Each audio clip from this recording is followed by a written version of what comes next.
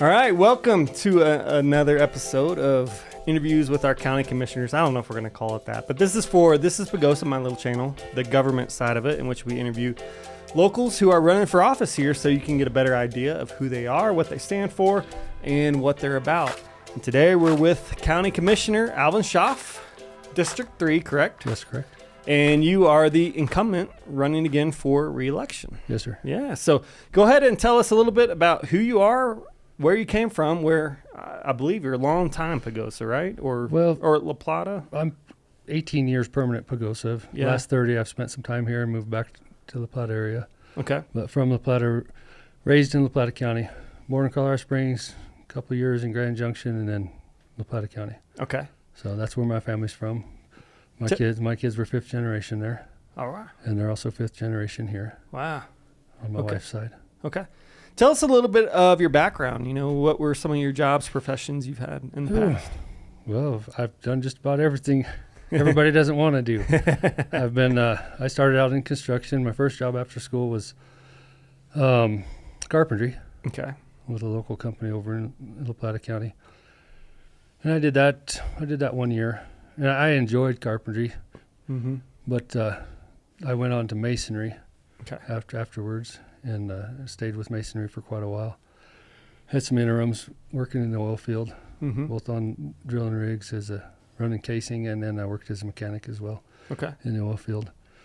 And then I got into law enforcement, something I always thought I would do as a kid, and just, you know, how it goes. Life gets in the way. You have other stuff comes up. So I saw the trend that we were going to have a pretty big financial crash in 07, and in 06, I decided to go to the academy and had a lot of family in law enforcement still and previous. So spent 12 years with Archuleta County Sheriff's Office, and then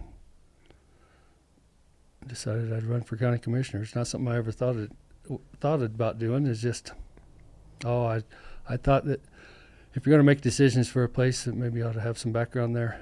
Mm-hmm. And so that's what really pushed me into it. Okay. So I don't know. It's kind of the way I was raised. Yeah. You know, my dad was a preacher my whole life, and he just kind of raised us to have that attitude, a servant's attitude. So yeah, ergo law enforcement. Yeah. Well, cool. So you've been county commissioner for 4 years. Three years, and this is my 6th month in my 4th year. So how was your first term? It's well, I don't think anything can ever prepare you for it. I mean, unless that's what you've done. If you've been in the political field and that's what you're aiming for, you probably have a little bit better idea. But coming from where I came from, is a big learning curve. Yeah. So I think the first year and a half, 2 years, is that's all you do is you just get drinking from a fire hose. Yeah. And just kind of overwhelming. But after that, it was a little bit better. So we were able to do a lot of good things in my even the first 2 years. I had a couple good commissioners to work with, so made it easier. But yeah, what do you think is one of the biggest positive changes you've been a part of as commissioner during your first term? That's a hard one. You know, I think when we look about change, there's so many different aspects of change, but when you're in a community, when change is coming, I think the only thing you can do from where I'm sitting is try to steer it in a positive direction, because you don't want to stop it. Yeah, you have to grow. So just be part of the change to kind of steer it in the direction that the community as a whole wants to see your community go. And I think that's what we've tried to do. Other than that, it's just a lot of controversial decisions, but which, you know, you make half the people happy half the time. And yep, that's part of it. It's just the way it goes. Yeah. So when it comes to change, you know, you've been in this area for a while now. What does positive change to you look like? And specifically, I think a lot of the longtime locals that are here, because I do think, you know, my short stint here, you know, I've run into a lot of folks that don't want to see any kind of change. You know, they want to see Pagosa stay a small, sleepy town, and have Wolf Creek to themselves, you know, where they can get lap after lap, or, you know, just enjoy the national forest and everything this area has to offer. So I guess a two-pronged question here, you know, how do you guide that change? And then what does that change look like to you? Well, as far as financially, you got to have change. You got to have new businesses. You have to have growth. And we struggle here because we are a tourist destination. So that's pretty much where our growth comes from. So we have to kind of cater to the tourists and still try to keep a balance with the people who were born and raised here. And like my family has, 5 generations worth of roots here. Mm-hmm. And it's a struggle because I've got family members who don't want to see any change. This is where they were born and raised, where their parents were born and raised, and they don't want to see all these newcomers. But unfortunately, and fortunately too, on both sides, you got to have new people in order to get the growth. Mm-hmm. And you got to have somewhere for them to be and things for them to do. So it's hard. Yeah. So I think, as far as when it comes to county commissioner and the rules we make, we're just keeping in private property rights on both sides, whether it's the newcomers coming in or the people who've been here. Mm-hmm. You got to try to find that balance. And I don't know. I haven't heard that I've done a horrible job. So you never know until you get that feedback. Yeah. But I think the commission as a whole, we've done a decent job of doing so. Yeah. Yeah. So, one of those things, that often comes up when people talk about change, of course, is short-term rentals. Mm-hmm. So let's just go ahead and kind of dive into that. That's become a hot topic here, especially, the past 5 years as that industry has grown. You mentioned we're a tourist town. Right. How do we balance short-term rentals here amongst those who are, living next to them and had a lot of issues, a lot of problems with noise, so to speak, or other issues that have popped up? And then those, private property rights, how do we still honor those that own these places and still allow them to, make some money off it? I don't know if I have the answer to that. We've struggled with it. We're looking at the numbers. How many short-term rentals do we have versus the people who want to live here? They buy into these quiet neighborhoods for a reason, because that's where they want to live without being bothered with all the noise of living, downtown in an apartment. So the state won't deem them the short-term rentals as a commercial business, which, that's their right and their prerogative, and I can't change that. But so that has to come from the state. It has to come from the state. We can't deem them as a commercial business and tax them. So I think on one aspect you look, and they're both residences. They're both built for the same purpose. So private property rights. Mm-hmm. But until something there changes where, the state makes a change on that, then they're still paying the same taxes and everything. So I don't know I don't think taxing them, being overbearing and taxing them to where, controversial what the town just passed on their ballot, that they're going to charge $150 per room. Mm-hmm. Was that per month? Per month, per room, yeah. I think that's a little too harsh. Mm-hmm. I think maybe we're going to have to find a balance. Our permitting fees are pretty low. Mm-hmm. And one thing I think that some people don't take into consideration is, well, we're bringing all these people into the community. Look at all the money they're spending. Well, that's true, but historically, for our road maintenance, we haven't had a mill levy increase for road maintenance, and I don't know the exact, but I think it's close to 40 years. 40 years? Yeah, and I understand why people nobody wants new taxes. Yeah. I mean, we all pay plenty of taxes, we think, but when you got stuff that's earmarked specifically for that, the county has a lot of other needs. So, yeah, people come here and spend money in sales tax. And, just in the last 3 years, since 2019, we built a new jail. We built a new court facility. We were in dire need of both. Mm-hmm. The courts moved out of their facility because they said it was inadequate. And that's an argument that's been going on since 1978. And it just hasn't been addressed. So we finally got that done. And now, the county, because historically we are a poor county. We just are. Yeah. We haven't had the population. We haven't had the full-time residents to pay for the services that the county needs to provide. So I don't know. I think maybe an increase in the fees, not too extreme, but I struggle with the whole cap on short-term rentals because, you're back to that whole private property rights. A lot of these people, a majority of them are people who bought a second home or they maybe someday plan to retire, or they just want a vacation here and have that to themselves. So trying to keep those rights in mind. Yeah, it's a struggle, and it's hard because you know, I mean, it's a huge deal. I'm all for private property rights. Mm-hmm. So having to make decisions like that where you might step on those rights, I think. Yeah. So it's to be determined still. To be determined. Yeah. Hopefully we find a balance, and maybe it is. You know, we raise the fees and just earmark that all goes to road maintenance, because all these tourists coming here, they do have an impact on our roads, a huge impact. Yeah. So.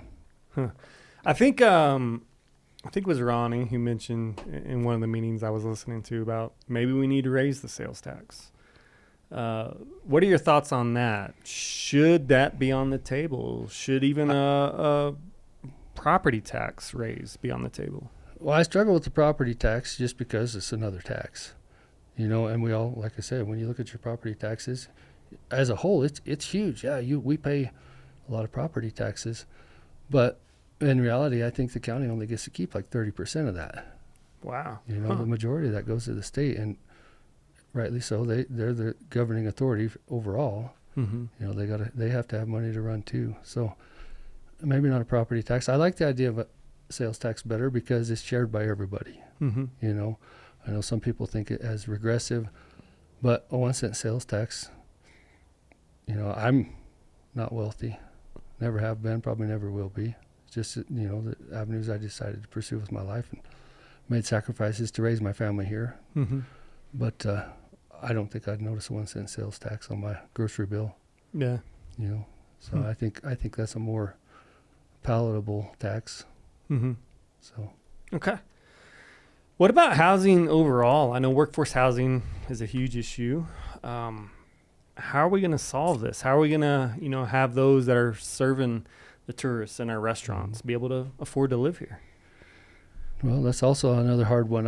I struggle with the whole, it's a government problem. Let's throw taxpayer money at it, because I don't think it is just a government problem. I think it's your problem just as much, and every other citizen of this county. So, you know, we've made incentives for people to get tax breaks if they go and build stuff like that. It's just not been enough, because I mean, the price of building. We talked to several builders. Hey, you know, what can we do? And it just doesn't pencil out. They can't make a profit. And when it boils down to it always comes back to money. Yeah. If you can't make a profit, why would you do it? Right. Because nobody wants to go broke doing something. Mm-hmm. So I think, you know, there's been some businesses here in town that maybe have some foresight, and we have several motels who are converting into long-term apartments, or you know, and that's going to help. It's not going to fix it. Mm-hmm. It's just not enough. And I was talking to who was I talking to? Somebody from the Denver area, and same thing. You know, they could, if they built 5,000 a year, they'd never catch up. Right. You know, so, and we're not that big, thank God, but I mean, another local business, same thing. They've built housing just specifically for their staff. Mm-hmm. You know, so that they can keep their staffing. Mm-hmm. So I don't know, you know, maybe if everybody does that. I had some conversations, not with the other commissioners, but with some folks here in town who maybe there's possibility that the county puts in, you know, 5, maybe 12, 1 to 2 bedroom apartments or whatever that we can bring in. Like, say, sheriff's office needs staffing. Give them a 6 month. You can plant here for 6 months while you find a place to live at a reduced rent, and take those people out of the equation. So maybe that opens up more. I think it's a combination. It's going to take a lot of people working together to make it happen. Yeah, for sure. Yeah. So I know you've been on the commissioners for 3.5, 4 years now. So what are some of the biggest struggles you think the county is facing right now, and biggest issues, biggest problems, and how are we going to solve those? Yeah, well, the biggest problem is the housing. I mean, and I think that's nationwide. I think everybody is struggling. You know, especially with COVID, everybody's wanting to leave the big cities and all the restrictions, and I understand that. I do. So housing is our number one, and I think second, in my opinion, right now would be the lack of gravel in our community. We we can't. There's just no way that we can keep up with the roads with one gravel pit in our community, and it's located on the southwest corner of our county. So we have to haul it from there. With the price of fuel, we can't keep up. So biggest struggle is money. Back to money. I mean, it just is. Yeah. When you only get you take so much in. We have 338 miles of county roads in the county, which I was talking to another commissioner from Abaca County, and they have something like 1,200 miles of county roads. Wow. Yes. Now, the best thing they have going for them is they don't have very many people. They're under the 7,500 threshold for community members, and they're just long, straight county roads, and thankfully they're in sandy area, so they don't bring all the gravel like we do. They use a lot of their sand as their road base. But right now, with the drought so bad, they're struggling with road maintenance too, because they can't keep the sand from filling in the roads. So, but yeah, basically it just comes back to money. Money. Yeah. What are some ways we can, raise more money for these infrastructure items like roads and things like that? Well, I think we're back to the short-term rentals. We're going to have to get creative. The people that are creating, some of the biggest use on the roads, they're going to have to start paying. Without raising the tax overall for everybody in the county, because these are services people expect, but at the end of the day, they have to be paid for too. So Is there these are hard problems. They are solve, and I think a lot of times people just have this idealistic view of we just put more money towards it, but like you're mentioning, how do we get there to get that money? Right, and we could hire 100 more personnel and throw labor at it, but that comes back to money. We can't afford to hire all those personnel, and then you don't want to create a bureaucracy where you got all these people. What are they going to be doing? And so we struggle with that. I think we've done, in the last 3.5 years, we've done a good job of keeping our personnel down, so we're not just paying for people to work. Ideally that'd be great. We'd give everybody a job, but it's just not realistic. So we need the support from the public when it comes to gravel pits. We've looked at several places with the Forest Service and taken it out of the mainstream, local areas and putting it up there. And the forest struggles the same thing. They have a huge need for gravel. And why do they have a huge need? Because they have a lot of Forest Service roads. And it's all about the roads. Everybody wants to come visit the forest. Use the trails and that's go why I'm here. And what?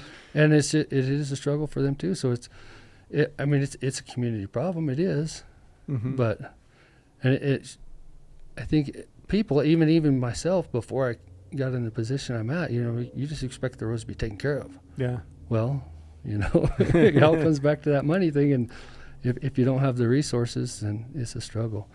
So I think in the last 3.5 years, we've done a better job of just maintaining the roads we do have. We just more often go out and grade them a little bit more often and try to keep up that way. But so many of our roads are so far behind with new material. We're just sometimes it just feels like you're throwing good money after bad, just going out there and blading them, because a lot of them we're down to the base, 3-inch, 6-inch minus, and there's no 3/4 on top. So yeah, that's a struggle. We're just with the what's the word I'm looking for, the infrastructure needs that we've had and had to deal with. We had at one point, we did have a little bit of extra money to throw at the road and bridge, which is not designated for that area, but now we don't have it. We don't have it, huh? Yeah. Huh. I know you brought up tourism. Yes. We are a tourist town. That seems pretty obvious. Is it possible to create new industries that come here and not rely on tourism so much? Well, anything that has to have materials trucked in, it's not going to pencil out, because we're so far from an interstate, from anywhere that could supply it. And when you travel that far, what are we, 3.5 hours from the closest interstate? Yeah. It adds a lot of extra costs. So then you truck it here, and then whatever you're building, you've got to truck out if you're not building houses. Or if you are building, say you're building mobile homes, or, pre-built homes, and then ship them somewhere else. It just doesn't pencil out. So it's been tried in the past, and we're just so remote that's just not going to work. So, I've had people ask about in the past, what about, a computer chip company that comes in here and builds computer chips? It's the same thing. You have to truck all their supplies in and then truck the product out. Mm-hmm. It just adds too much money, so it just doesn't. So I think we're going to see a lot more people working from home remotely, people, IT skills. Yeah. We're seeing, especially since COVID, people realize this is possible. Mm-hmm. So in that aspect, we're going to see some more of that, I'm sure. Mm-hmm. Probably a lot more. Yeah. But it's really just getting those mid-sized businesses to move here. That's just doesn't pencil out. It doesn't. So otherwise, people would have been here already if it made sense. Yeah. So. Okay. Interesting. So what are some changes you'd like to see in the future here for Archuleta County? Like, what's on your agenda that you'd be like, all right, we need to go down this road right here and try to pursue this? Well, right now, my biggest thing, because I think as a government, as a whole, whether you're county level, state level, federal level, we get caught up and we make too many regulations, way too many regulations. So, people need to have that freedom, especially if they bought property and paid for, and even if they're renting, they got to have some freedoms. We got a lot of regulations, I think, in our land use code that maybe we could remove some of the obstacles. And I would really like, and I have been trying for 3 years now and I think it's possible to work on the cost of septics for our locals. We've got locals here who would love to put in a septic on their property and build a house, but they can't afford it. It's unattainable. So when you look at the price of septics, a 2-3 bedroom house, septic that's adequate and it'll pass the state inspection, it's going to cost you about $30,000. Yeah. And I checked on that probably 2 years ago, so it's probably gone up. Yeah. So I always quote people 20 to 40. Yeah. Depending on the size of your house. Yeah. So, I think we can make that, especially for our lower income people. We do it for housing. You got 30 to 120 AMI, where you base a rent on that. Why can't we do that with the septics? Give them a blueprint that's already been developed for whatever their needs are. Yeah. I think it's feasible. Just simple things like that. I think it's not going to fix everything, but it might just make it a little bit easier for folks. Right. But yeah, I haven't got very far with that yet. So I've been trying. Yeah. So it's a struggle, and now we're looking at with San Basin Health that maybe La Plata County is going to pull out of that. Yeah. Which is fine. And I tell everyone, we had a meeting approximately a month ago, with some citizens who really were pushing to, hey, let's start our own, and we listened to them, and I told them, local control is always better. Take your private residence.